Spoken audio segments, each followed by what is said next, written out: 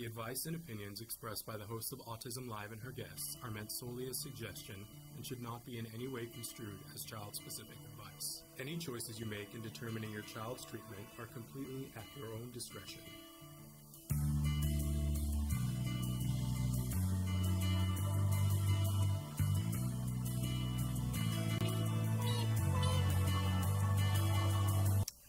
Good morning and welcome to Autism Live. I'm Shannon Penrod. I am a proud pony, which stands for Parent of Neurodiverse Individuals. So thrilled to be here with you guys.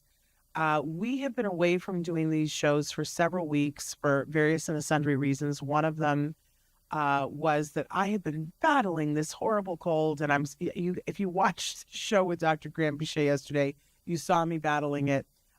Still got a little bit going on today. You may see me pop a cough drop in and out. I apologize in advance, but I'm totally capable of being here with you, and I want to be here with you. I've missed you. I have missed you. How have you been? I hope that you'll write in and let us know, because today we're live. It is the 6th of August. Yes, it's Wednesday, August 6th, 2025, and we are live. We got a great guest today, so write in and tell us right now. We're live right now on Facebook, YouTube, and Twitter. And you guys know that later on today, this show will podcast and it'll be available on all the podcasting platforms that you guys love to listen to us on. We hope that you guys are participating in all that. When you download the free download, you will get some advertising, because that's what literally keeps the lights that are shining on my face going. So we do need to do that. But I love it because the advertiser pays for the lights. You don't have to. So you get the content for free. But some of you have written to us and said you'd like to have it ad free and you're willing to pay a little bit to do that. I want you to know we worked hard to keep that cost down to you. But if you want to, you can go to Glow. And Chris has got it there for you on the screen, glow.fm/autismlive. And it's $5 a month. And when you subscribe, you not only get Autism Live, but you actually get everything that we do on the Autism Network, which of course includes Ask Dr. Doreen. They show up in your inbox and you are able to download those and they are ad-free. So there we are. If you want that, it's available to you. Or you can listen to the ads and go, woohoo, I didn't have to pay for this. Whatever flips your switch, we like to be able to bring the show to you in whatever format that you want it. So there's that. I also want to say our mission here always has remained the same. We really are now, I get confused about, are we in the 14th year or we've done 14 years and we're in the 15th year? It's something having to do with that. I can't do the math. I'm not good at that. But that's how long we've been doing the show, a while. And our mission from day one was to provide information and inspiration to the autism community. And when we say autism community, of course, that starts with individuals who are themselves on the spectrum, but it also extends to include everyone who loves those individuals, because we think that that's also important, that with all of our voices risen. And by the way, I'm looking forward to the day when that we can just unequivocally say that that is the entire world. Either people on the spectrum or people who love people on the spectrum, right? That's what it should be. We're working towards that. We still have a little ways to go. There are people who don't get it. But today's show is going to add to how we can make that happen. But in any case, that is the community to whom we're speaking. We believe that when we include everybody in that conversation, that we can get to more support for individuals on the spectrum, more legislation for them, more rights that should already be there, but somehow don't seem to be. So in any case, we appreciate you guys for being here with us. I did want to say, where have I been? I think some of you know that when Dr. Graham Pichet went and repurchased CARD, because you know, if you're following the story thus far, Dr. Graham Pichet founded CARD, built CARD, made it into this beautiful, healthy, vibrant company with 275 offices around the country and affiliates around the world. And she decided she would retire, and she sold the company. And, a few years later, the company was in bankruptcy. And she made the decision to buy her company back in bankruptcy. Isn't that a story that should be on Netflix? I think so. Great story. But when she did, I also made the decision. I had been a part of CARD because my child was treated at CARD, and I came to work at CARD for many years. And then I left when the company, a while after the company was sold. But when she was back, I was back. So I had the wonderful opportunity to go with my adult son who just graduated from college, who was a CARD client. And we went to tour. I believe we saw 14 different CARD offices and met with the staff and some of the families and talked with them and answered questions, but did presentations and got to know some of them. And it was just one of the most amazing experiences because 9 years before, when my son was much younger, we also did this. And he was just a kid. And we were touring the offices and, and driving in between the offices and going places. And now he's an adult with something to say. And so it was just an amazing opportunity. I want to say thank you to all of the offices that hosted us, all of the families that we met. Oh, I met so many wonderful people who are in the middle of really incredible interventions with their kids. And it just really inspired me, you guys. There's still a lot of work to be done. There's still a lot of support that needs to be given, but I felt so privileged to have that opportunity. So that's where I've been. Every once in a while, I'll excuse myself to go do something like that, but it was life-changing. Really want to say that. I think both for me and for my son, the experience that we had and we went through was amazing. I always talk about CARD. We made a video at one point that said ABA, the Autism Miracle, in our living room.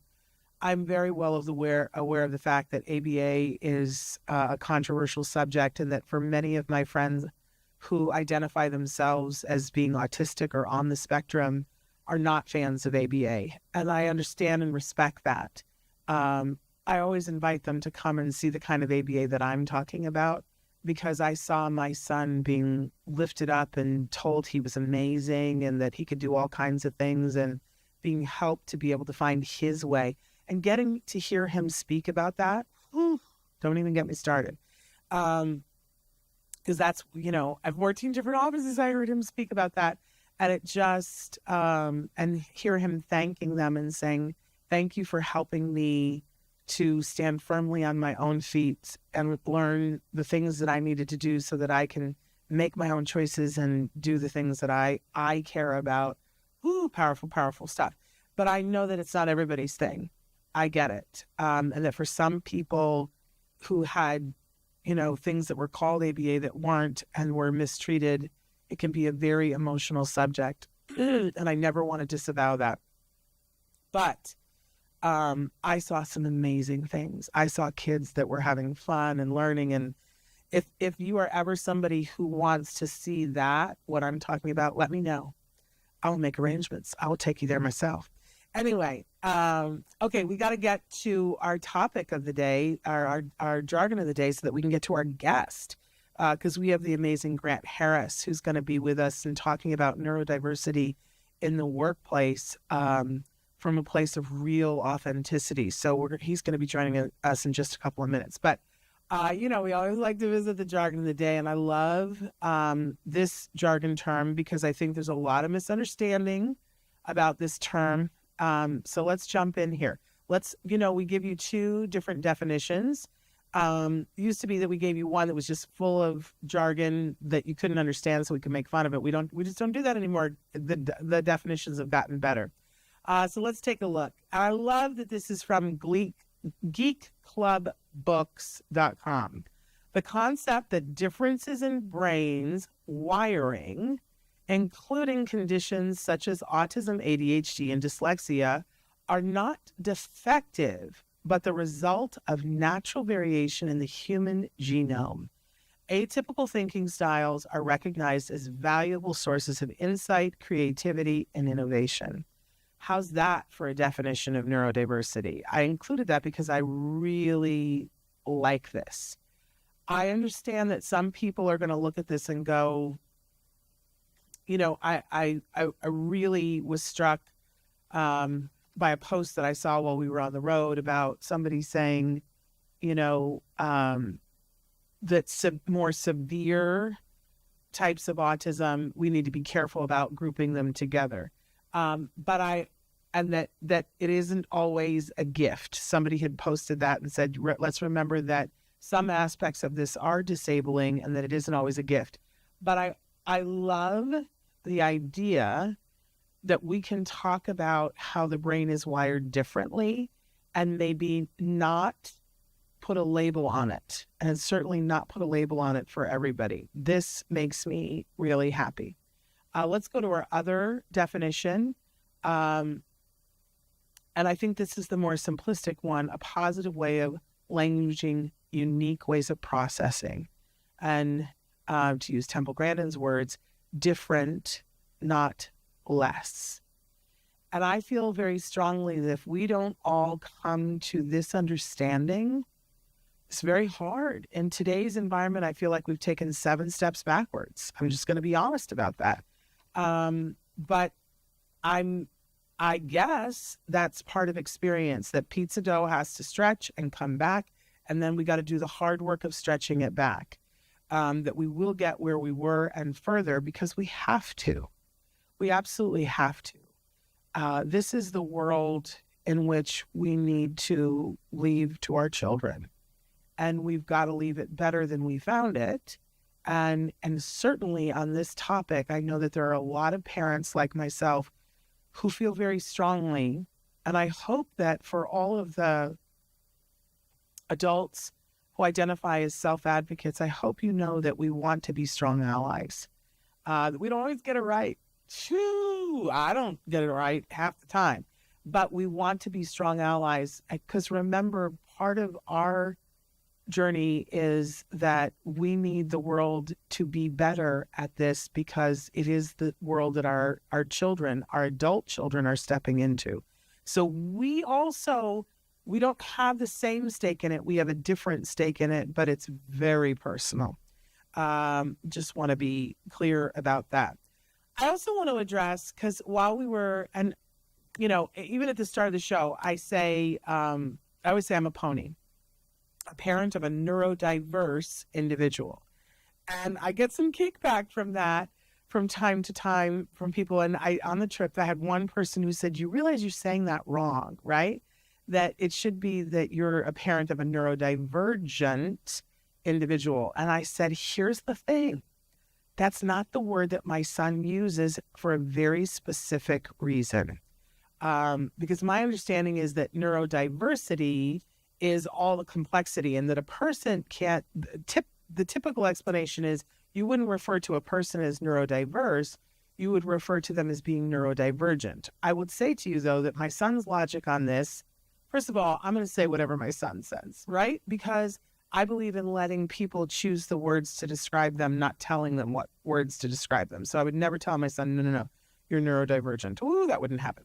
But also his logic on this is that he says, my brain works in a very specific way, but I am capable, I have built skills enough that I'm capable of going into a room full of people who are not neurodivergent, and I can adjust what I'm doing so that I can communicate effectively with them. So that's one thing. But then I can go into a room full of individuals who are neurodivergent, and I can adjust the way that I am speaking so that I can communicate very effectively with them. And in that way, he considers himself neurodiverse, which I think actually makes sense. And even if it didn't, I would still use it because those are the words that he gives me to say. All of which to say, it is critical for us here, I think for a lot of time here, and you guys can be looking at the old videos because they're there. You can go to YouTube and watch videos when my hair was brown. That's a long time ago. But you can, there are videos of my son when he was 8 years old, and he's 22 now. We've been here a minute.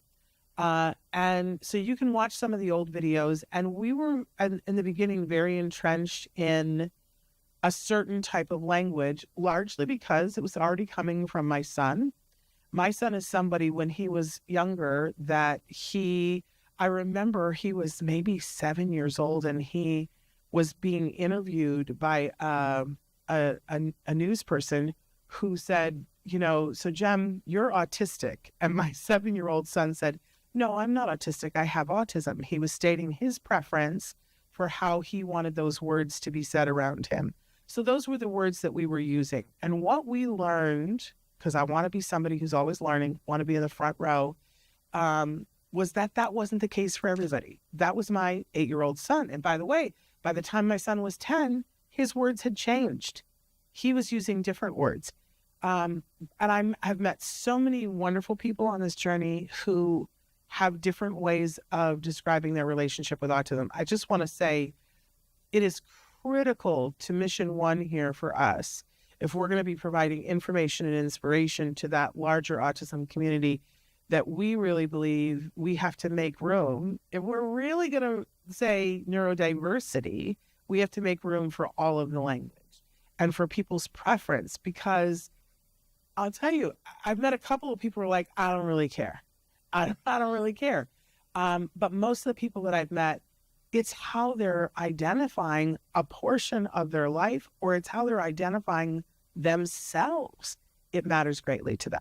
So, I stand by whatever words somebody wants to use to describe themselves. We want to embrace that.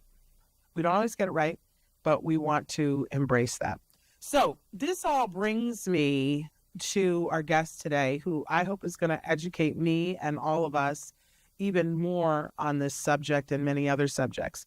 Because Grant Harris is about to join us. I want you to know he's got a bunch of letters after his name, and we're going to try to sort through what they all mean. MBA, obviously, we kind of know what that is. CDE, which is a Certified Diversity Executive. Never heard of that before myself, so I'm excited to know more about that. And he is well known as a neurodiversity champion. I think that's a wonderful moniker. He is also an organizational culture specialist. Well, I've never heard of that before, but that sounds lovely to me, because having just come from all of these offices, I was able to write an email to Dr. Grampiche yesterday about how proud I am of the culture that I'm seeing in these centers of acceptance, and we have staff who identify, and they were talking about what a wonderful job this is for them and how included they are. So I'm all about culture specialist. Woo, love that. He is also a 3-time author. He is the founder of GTH Consulting, which we'll talk with him about that. But he helps organizations navigate neurodiversity in the workplace. Excuse me. So how critical is that now? Possibly more than ever. And so we're thrilled to welcome him to the show for the first time.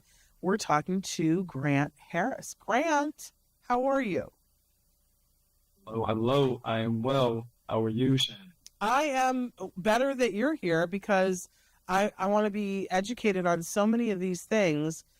First of all, because I just gave our spiel about it's important to us to allow people to self-identify with the words that they choose. What words do you choose to describe your relationship to autism, Grant? I appreciate that. And I was listening in, Shannon. I have to tell you that I'm highly impressed with your theory and the way that you have gone about living life with your son. And I believe that you are a true champion for autism and neurodiversity.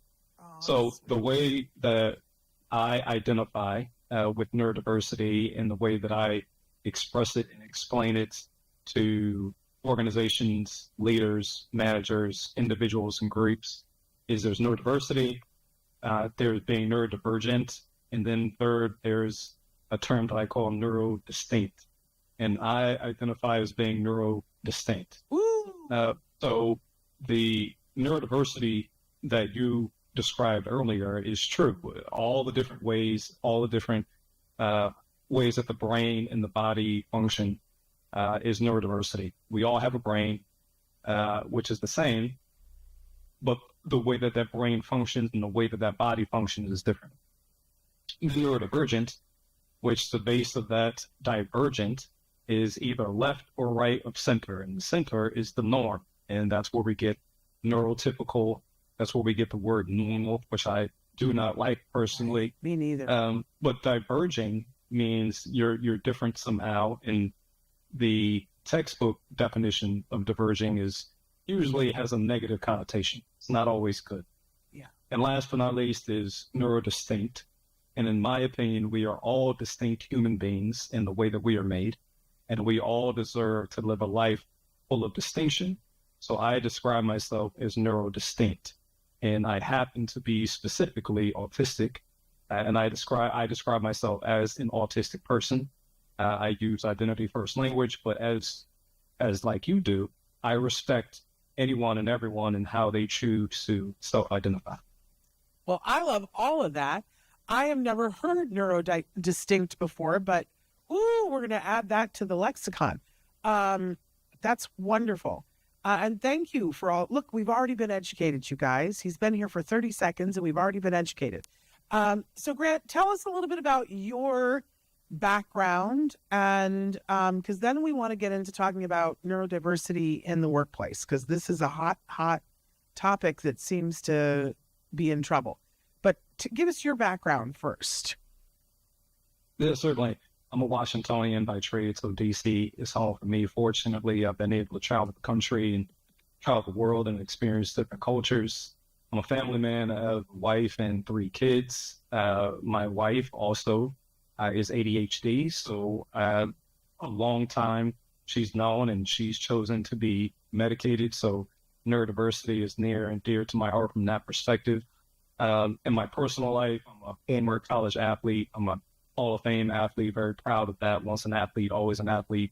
I've had many different jobs in my day. I've had about 3 careers, and I didn't necessarily understand earlier on in life how my particular neurodistinct traits played into that. I do now. I have a better understanding. So I spent time in management consulting. I've spent time in education. I taught autistic kids before I ever knew I was autistic, which is interesting. So I spent time as a special educator at both K-12 and higher education levels. And I've also spent time being an entrepreneur, working with government entities, for-profit, nonprofit organizations to help them become more excellent in their neuroinclusive policies, practices, and procedures.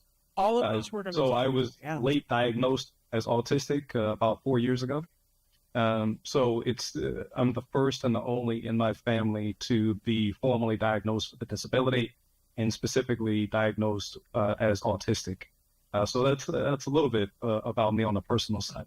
And I want to talk about like so many different things. My mind is going, woo, but I want to go back to you were an educator working with children on the spectrum, and you did not know that you were also someone who could qualify for that diagnosis. What kinds of things were you seeing, and what kinds of bells was it ringing in your head? Like, were you starting when you were working with these kids, did you start to notice some similarities? So no bells at the time. I have my wife to thank for that. She was the one that rang the big bell when it came to the potential of me being diagnosed and being autistic. However, when I look back on my time there, the routine, the structure, the organization, the way that I went about communicating with not only the students, but also my fellow educators, I could certainly see my autistic traits coming out in those things. The music that I listened to when I was lesson planning, the different approaches that I took the problem solving. All of these things at the time, I thought that was my personality. That's how I operated. But I did not attribute them in any way, shape, or form to being autistic, with a deeper understanding of how I could utilize those traits, not only within a classroom, within the education sphere, but also within entrepreneurship. I was in a high free and reduced lunch, meaning low income, English as a second language. And I was in the most restrictive environments, meaning the students that I taught basically stayed in one or two classrooms for their entire educational career. That's the life that I was in. I saw some of those ABA practices that you were mentioning, some good, some not so good. Yeah. I do not call myself an ABA expert, and I certainly wasn't at the time, but I was introduced to those things and saw how some of the reactions were positive and some of them were not so much. Yeah. So it was an interesting time, but at that point, at that specific time, there were no bells or whistles going off about me personally being autistic. But after the fact, I see that my connection with those students, the way that I operated, and the way that I didn't operate, certainly can be attributed to my autistic traits. Interesting. Now, we talked before about if I ever ask anything that's too personal, please feel free to say, it's too personal. But I'm going to ask, what was it your wife was seeing that led her to believe that you were autistic?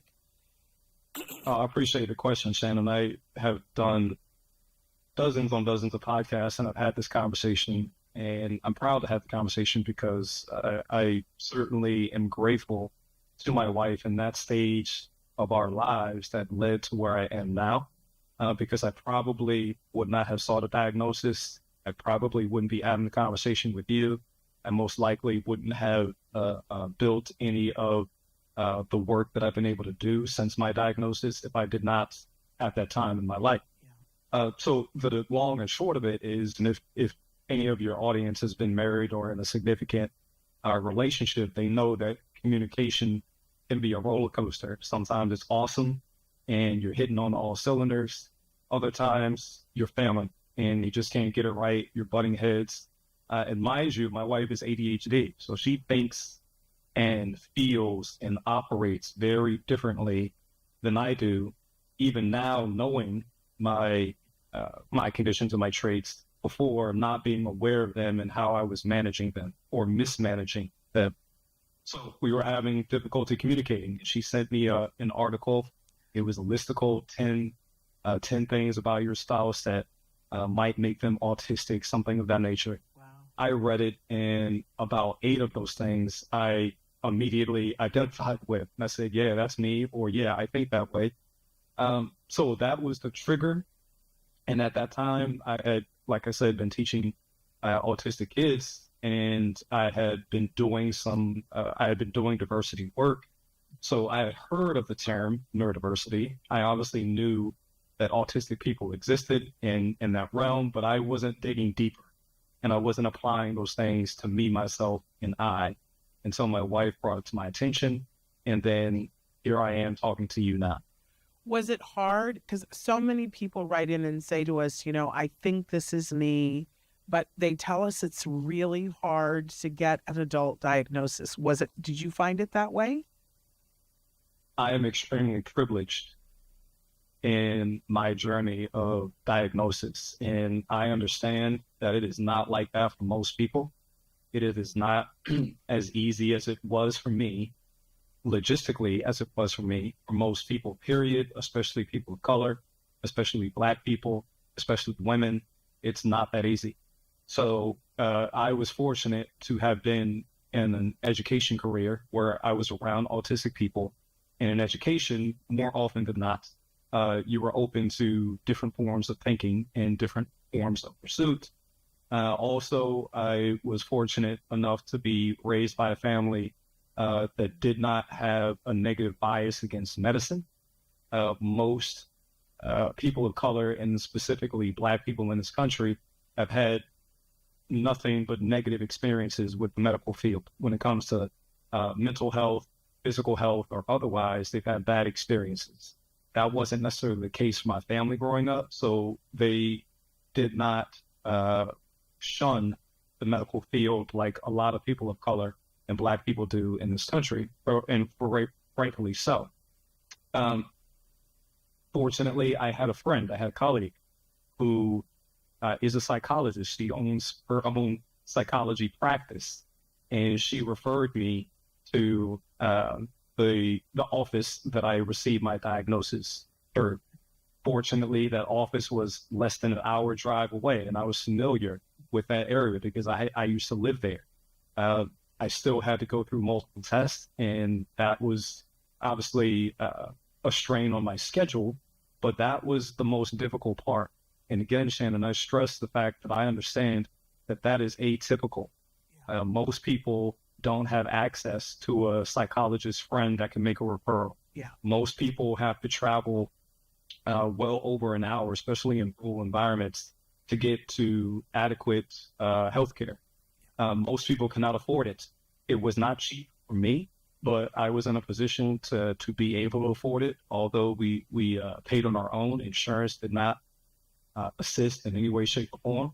So I am extremely fortunate and blessed to be able to say those things, because it is not that way for the majority of people seeking diagnosis. Well, I certainly appreciate that. But when you got the diagnosis, what did it feel like for you, Grant? Because I've heard some very, that it's very emotional for some people. That more than one person has said to me, I felt like I got to meet myself for the first time. Did you experience any of that? So my wife will tell you that I'm not the most emotional person on the planet. I've been trying to work on that. So again, I think my story is a bit different because I had been around autistic people and autistic kids who are very different because they're not masking as much as autistic adults. Right. They are who they are. They haven't had years of experience like I had at that point of trying to do things the right way, quote unquote. Right. So I think that was a little bit different. And I also think it was different because I had already been doing diversity work, looking at the different ways that people can think about themselves and how they fit into society. So I think I had a quote unquote easier time. However, I like to tell people that I am an onion without the smell because I have multiple layers. So I had to grapple with now being a person with a disability. Now, when I never thought that I was a person with a disability before. And then I had to grapple with being autistic, which is being a neurodistinct. At that time, I didn't have a language of neurodistinct. I would have said neurodivergent at that time, which was the second layer. And then the third layer specifically being autistic. So the biggest thing, and still the biggest adjustment that I have had to reckon with is my wife is ADHD and she can take a pill. And when she takes that pill, she feels better. She's operating differently. If any of your audience has ever seen the movie Limitless, when the guy takes the pill and then he's in a different realm and he knows all and sees all, she equates her experience to that.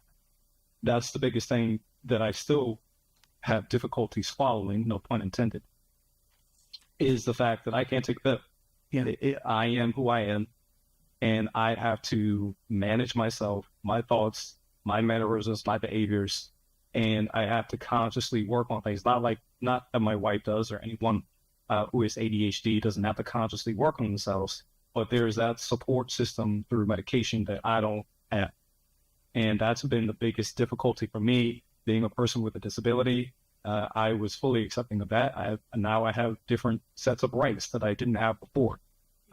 Being neurodistinct as I've evolved in that language, I think is pretty awesome and pretty cool because I worked with those autistic kids and I saw all of their beautiful mannerisms and traits, but not being able to adjust or refine the parts of my character and the parts of my traits that are difficult to swallow for other people, that hold me back in certain ways, shapes, and forms. That's been the most difficult part for me. Well, and there's a part of me that just wants to cry. I am the emotional person, but I want us to get to a place where, like, I understand, even for those of us that, are not identifying as being neuro distinct or neurodiverse, there are times when I have to walk into a room and I know I'm going to have to be slightly different than my completely authentic self to fit in. And I can tolerate that for a little while. I cannot begin to understand what it is like for someone like you or my son or any of my friends, because I know that it's got to be that on steroids times a million. But I want us all to get to a place where, why can't we just accept people for who they are? There is a part of me that wants to say to you, but Grant, people need to start respecting who you are.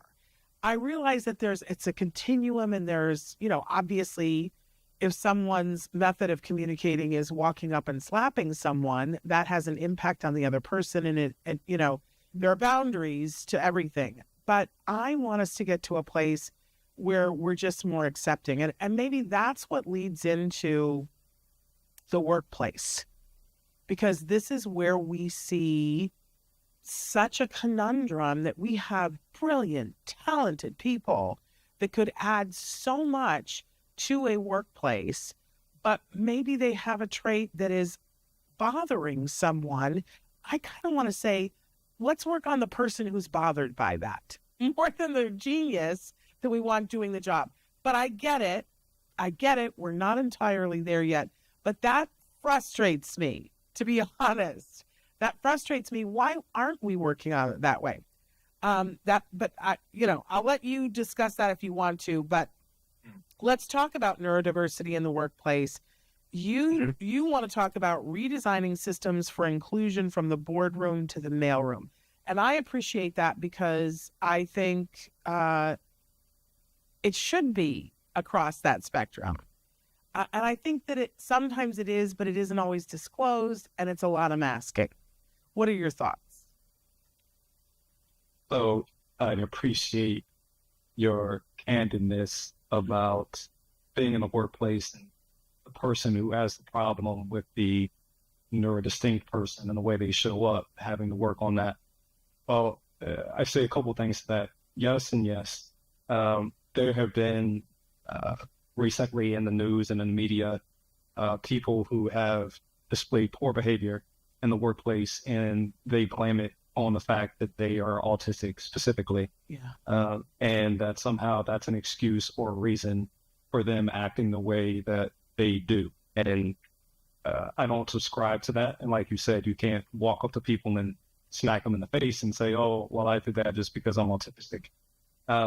And we cannot expect, so other people should not expect that of the autistic community.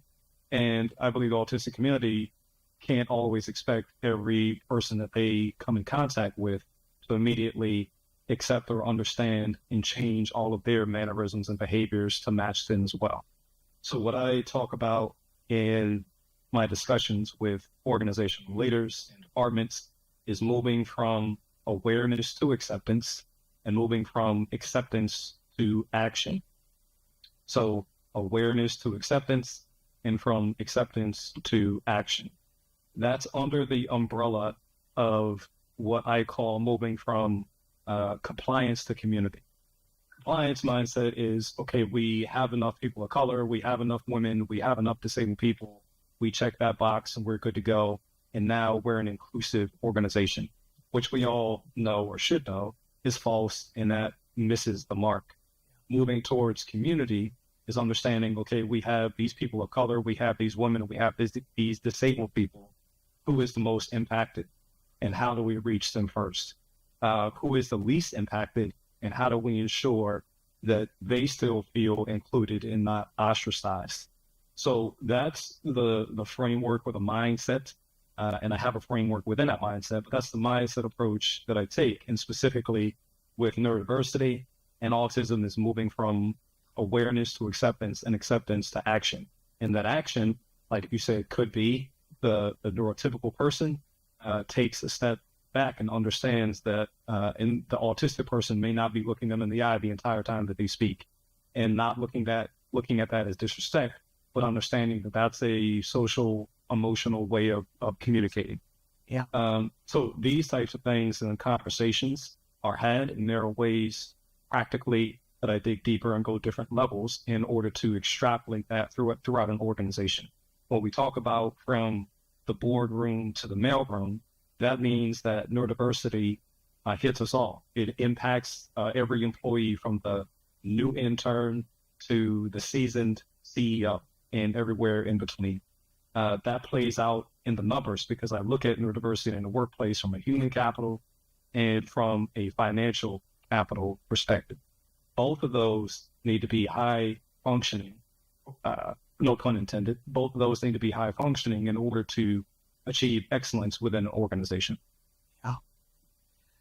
So if a company is, and listen, we're trying very hard to embrace the companies who are still embracing inclusion and making that a part of their everyday, regardless of what happens in Washington.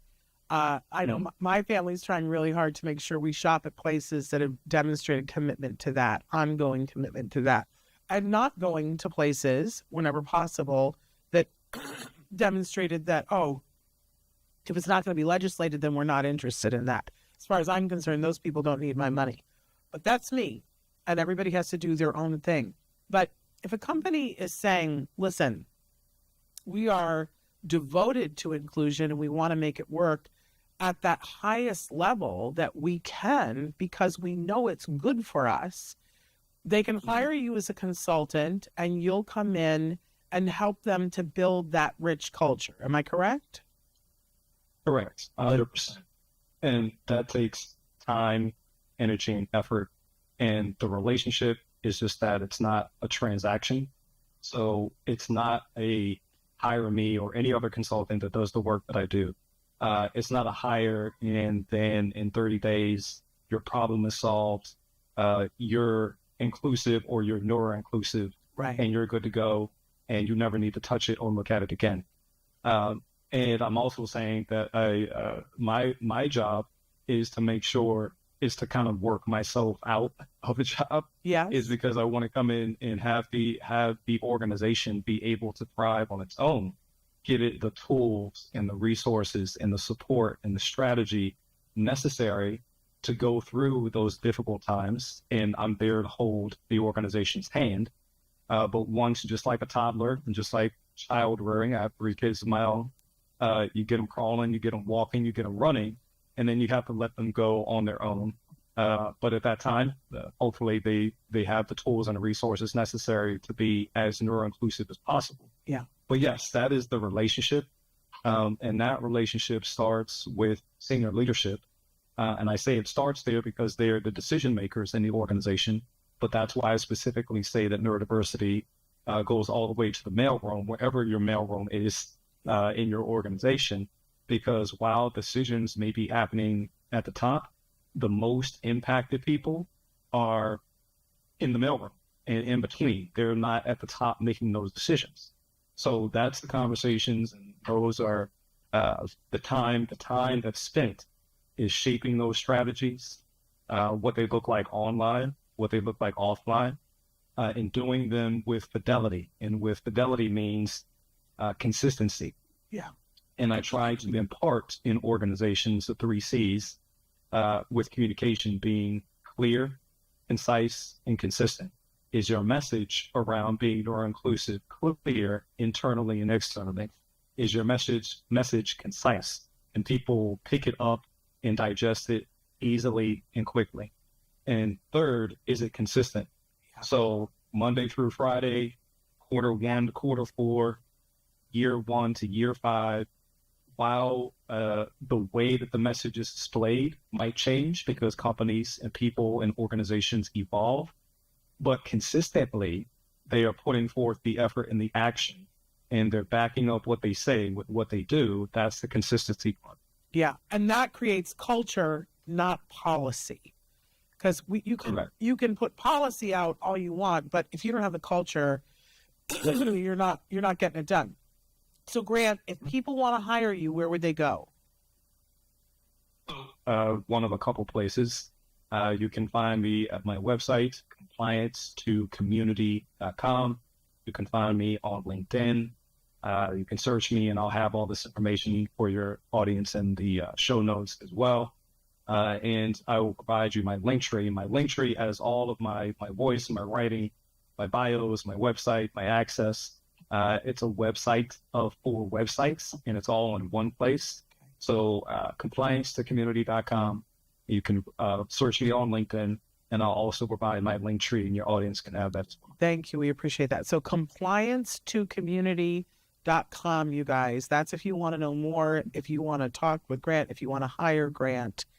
I'm so interested in this topic, Grant, maximizing manhood as a Black neurodivergent professional. Wow, that's a really powerful thing.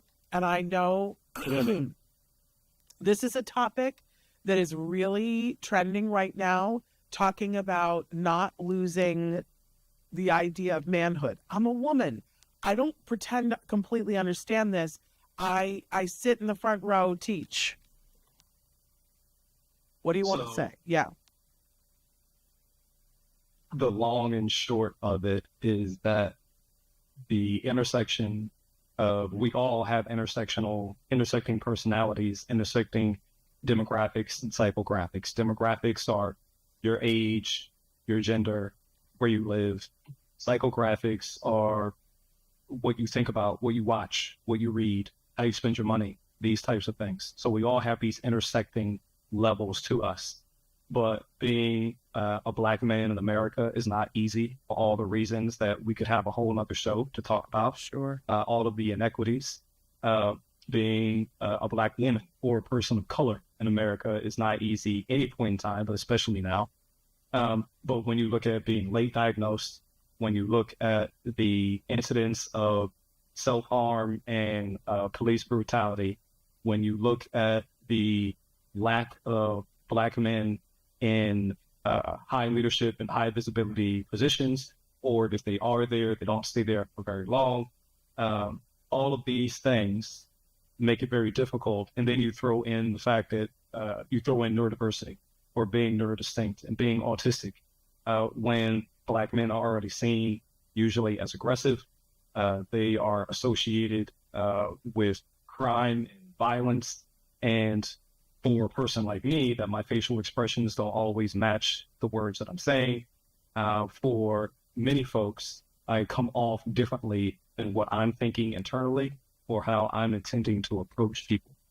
So at the corporate level, and all of the nuances that come into corporate jargon, all of the social aspects of spending time outside the job, spending time, quote unquote, networking, spending time building relationships one-on-one and having trusted bonds of eye contact, touching and shaking hands, and these types of things that many autistic people do not contribute to or make them uncomfortable in certain ways or have to mask. All of these things are intricacies that Black neurodivergent men and professionals have to navigate in the workplace.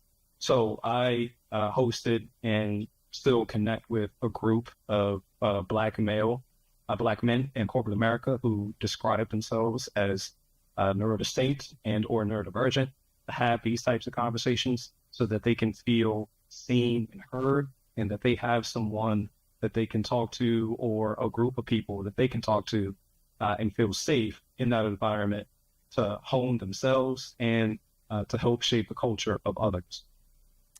What a powerful thing. But of course, I guess what I want to ask you is, as a white woman, is there something that I can do?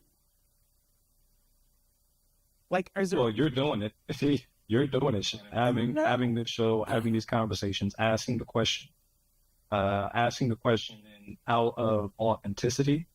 Now, not every person of color, and again, we can have different shows just on around this topic, but asking the question of what can I do? How can I show up? And having that being genuine and authentic and from a place of community, like I said, not out of the fact, oh, well, I saw it on TV and that was so horrible. And now let me help, when these things in corporate America have been going on since the founding of the country. It's not new. Neurodiversity is not new. Being a person of color in this country and having all of the inequities that go along with that are not new. And then to have someone come up and say, well, oh, what can I do because they saw a George Floyd, or we had to go through a pandemic, that rings as kind of hollow and false. Not that it should be discarded, because at least someone's asking, but it should come in the times, not in the desperate times. That should be shown in all the times, just because of the understanding of what these types of people go through on a regular basis, without it having to be spurred by a pandemic or a global killing that everybody got to see when they were sitting on their couch for that time. So that's the difficult line to walk for some people. And I am not here to tell you, Shannon, specifically what you can do. That's up to you as a person. But I asked. Yeah, but you did ask. And you're doing it. Hosting a show like this, the time that you have been, giving people an opportunity to have conversations, bringing folks on like myself, being neuroinclusive with your conversation around, I understand that some people don't like ABD for all the reasons, but this was my experience. Yeah. All of those things are things that you should be doing and you should continue to do, because people like you in shows like this is how we ultimately build community over time. And we want to build community. My goodness, we have to. Okay, we don't have a whole lot of time left, but I want to talk, I want you to talk about the role of leadership in promoting neurodiversity. Because I have to say, I feel like we're at a real impasse right now. I have struggled with not getting discouraged. That I feel like some of the work that was done, which was not enough, has been set back. So what are your thoughts on the role of leadership in promoting neurodiversity? A lot. So in the corporate world, in the corporate world, and I don't know how true it is, and some of these stats get thrown around by people, but I'm sure there's some shred of truth to it, that upwards of like 40% of the Fortune 500 CEOs identify as dyslexic. However, they do that privately, and private conversations with, and these things get leaked and all that. But the point is that people at the highest echelons of leadership personally identify, but externally hide that and mask that because there's still stigma. Yeah. There's still shame around these concepts. So how do highest leaders and how do hiring managers and organizational leaders change that? Is by having conversations, talking about it more, and not talking about it externally as in we pledge to do this or we pledge this much money. No, internal. And this is where one of the frameworks that I built called RACE, R-A-C-E, is the first, the acronym, the first letter is recognize. Recognize who and where you are. That could be an organization and that could be a person. Who are you? Who are your core values? What are your core values as a person? What are your core values as an organization? And are you upholding those? And should they change? And where are you in your journey as a person, as a leader? Where are you in your journey of neurodiversity or moving from awareness to acceptance? I'm aware, Shannon, that you're a person. I'm aware that you're here, but that doesn't mean that I have to accept you. That doesn't mean that I have to respect you. Yeah. But that's the process to go through to get to ultimate action. So first is recognize who and where you are in that journey. And then the A is to acknowledge your intent and your impact. People say something and they say, oh, well, I didn't mean that. Well, you still had an impact on a person. People did something. Well, oh, I didn't mean to do that. Well, you still have that impact on that person or the organization. So you have to be aware and acknowledge your intent and your impact. I didn't mean to hurt you, but I still did. I acknowledge that. and this is what I'm going to do to kind of rectify it. The C is cultivate, and cultivate means that's where you get educated. That's where you read, you get immersed in learning more about yourself and the people around you so that you can cultivate all that education. And then the last is E, which is engage. It always comes to engagement. It always comes to action. You can think about yourself. You can talk to other people, but you have to engage and you have to act on the education that you attained. And you have to engage with that acknowledgement, and you have to engage with that recognition of who and where you are. So that's the approach that I take in the conversations and the work that I lead with organizational leaders. Well, I'm so glad you're doing what you're doing, Grant. I feel like it's very necessary and important, and perhaps maybe now more than ever. You know, and I want you to know, and I hope for the people who are listening who are like of this same mindset, you know, what I was saying before about we need to create the world in which we leave our children. And I am not comfortable, you know, with the world that we have created right now for our children. And especially when our kids are unique and uniquely capable, with challenges in some areas, but uniquely capable in other areas. And it starts with us. I'm acutely aware of that, but sometimes it feels overwhelming. And, you know, so I love knowing that people like you are doing what you're doing and speaking to people at the highest level and helping them to be able to see it. And you are uniquely qualified to be able to bring this message in so many ways, which is a wonderful thing. Now, I also mentioned before, because we're running out of time, that you're an author. You have 3 books. Do you want to take a second and talk about your books and where people can find them? Yes, I'm a 3-time published author. I did not plan to be an author. I fell into an opportunity to become an author, and I took that chance. I've written 3 books, none of which have anything to do with neurodiversity. I wrote them before I had a full understanding, right on the cusp of my diagnosis. But the first is all about diversity, equity, and inclusion frameworks and why these frameworks should exist and how to implement them. All of them take a practical approach. They are aimed at hiring managers, at senior leaders, and within organizations. And it doesn't matter if it's nonprofit, for-profit, small or large. They're practical in nature. They all have roadmaps set out to say, well, this is a way that you could achieve success, because there's more than one way, but I put out my roadmap. So the first is about DEI frameworks. The second is about implicit bias and how our biases and how our prejudices impact the work around us. And the third is about inclusive leadership. So how do leaders show inclusivity as a general term and general umbrella?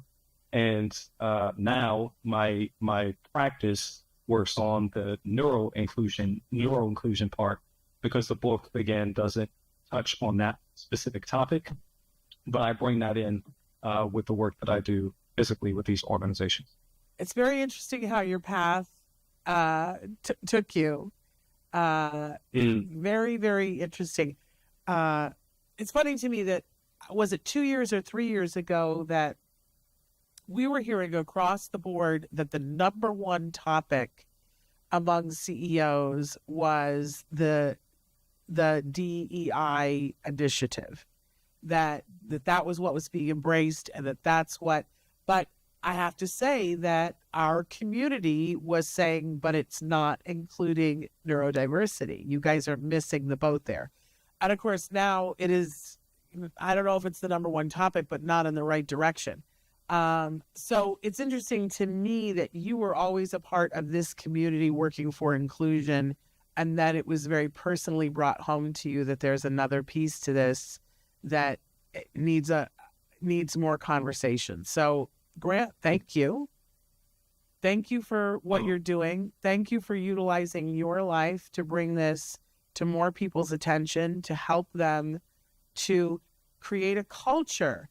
So often I see companies, listen, there's nothing that I have bad to say about a job coach, right? But it's a lot of companies think we'll just hire a job coach for this individual and that'll take care of it. But it's missing the boat on that culture. Everybody got to get a little bit more aware because that's the way that it works. So thank you for everything that you're doing. We really appreciate you taking the time to be with us. Tell us your website again. Thank you for having me. Yeah, thank you for having me, Shannon. It's been a pleasure.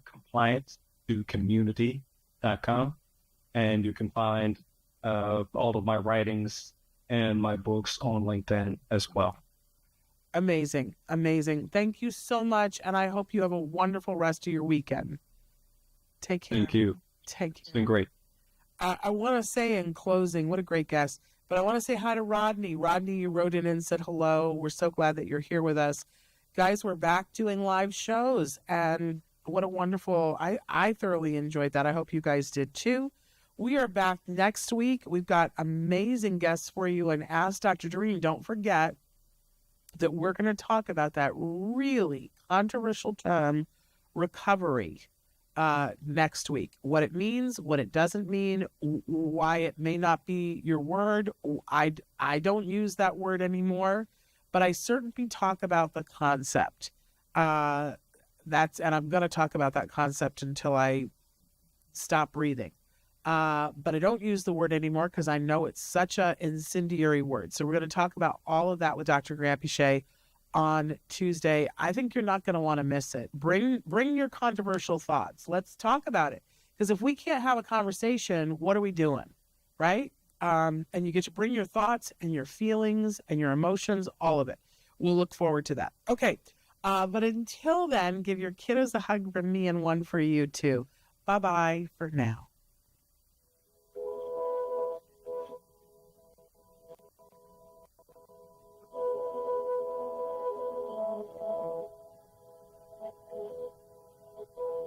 If you found anything helpful in this video, please give us a like. In fact, make sure that you smash that subscribe button on YouTube and give us a like on Facebook. You can also follow us on Twitter and on Instagram for important updates. And please download our free podcast wherever you get your podcasts. Thank you so much. See you next time.